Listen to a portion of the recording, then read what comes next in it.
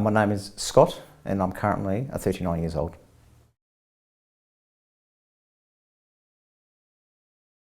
I joined the Army straight out of high school at the age of 17. I've had 2 jobs in my Army career. First of all, I spent the first 8 years in tanks up in 1st Armoured Regiment, and then for a bit of a sea change, I changed across to what's known as the Royal Australian Corps of Signals. I served for approximately just over 21.5 years in defence.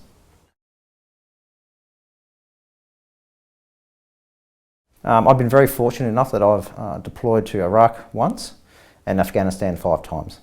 Afghanistan is very different to Australia. Not as much infrastructure, for instance, or houses around where you would normally go. It's a bit very hot compared to where you most likely would live, very dry. However, the people are very helpful and actually want to really help their country going forwards.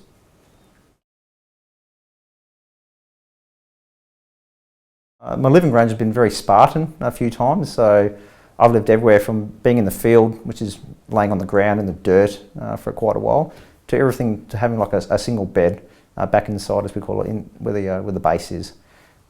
Such things as the first time it was within a plywood hut.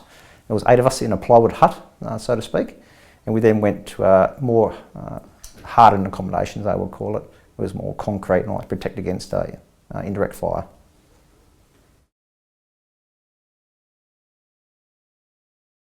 We had very good tucker whilst we were overseas.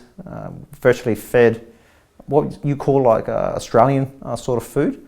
We had our own cooks, our own chefs, very much looked after us. There's only a few times where you have to go, as we call it, on rations when we're out in the field, and even then we're still pretty well fed.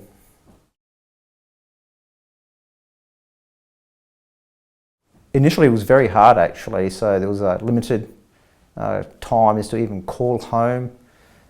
In the early days, for the first couple of times I went to Afghanistan, there was no Skype, no internet, so it was purely phone calls. So I would average about a call to my wife probably about once or twice a week if I was lucky when I was inside. If not, she went quite a few weeks sometimes without actually hearing from me.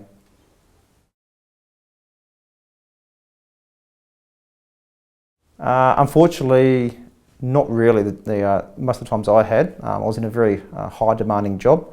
There were a couple of times where we did play between my unit and other Australian units. We had a game of footy or a game of cricket depending upon the day, but unfortunately that was always dependent upon what we were doing at the time. So.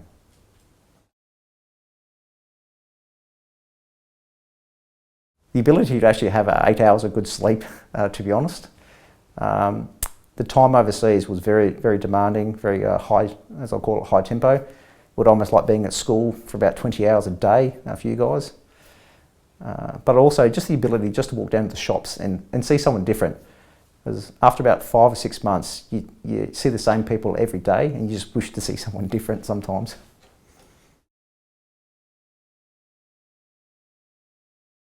I've been fortunate enough, as I said before, I've been overseas quite a few times. I have currently 7 medals and a couple of citations. My medals represent Afghanistan, Iraq, domestic terrorism duties, long service in the Army, which is once you've done 15 years they give you a medal, and one every 5 years after that. And also one's what's called for a NATO medal for ISAF, which is the International Stabilisation Assistance Force for Afghanistan, which is the one at the end. And also been lucky enough to have 2 citations in my career, one being the green one is a unit citation for gallantry, and the yellow one is the meritorious unit citation, which is awarded to my unit over the time, and obviously throughout some of the rotations I was overseas.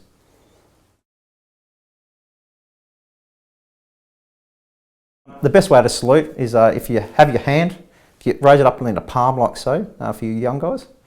If you just make sure you put your thumb in like so, you actually place it approximately about 5 to 7 centimetres away from your forehead, over the right eye. You have a slight kink or an angle in your right arm like this, and this is how you would salute. To bring it down, you just bring it down as quick as you can beside the body. The main thing is, it's just a mark of respect. That's the main thing in regards to saluting, whether it be to other officers or depending upon the occasion.